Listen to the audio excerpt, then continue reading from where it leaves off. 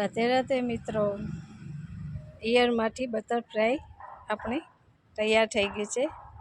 આપણે ઈયળ એક નાની આવે બરણીમાં રાખી હતી અને તેને આપણે રોજ પાન આપતા હતા। પછી તેને આવી રીતે એક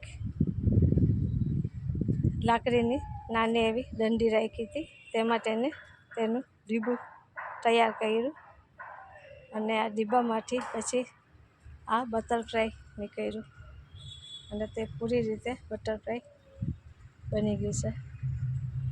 હવે આપણે તેને છોડશું અને તેને ખુલ્લા આસમાનમાં તે ફરશે।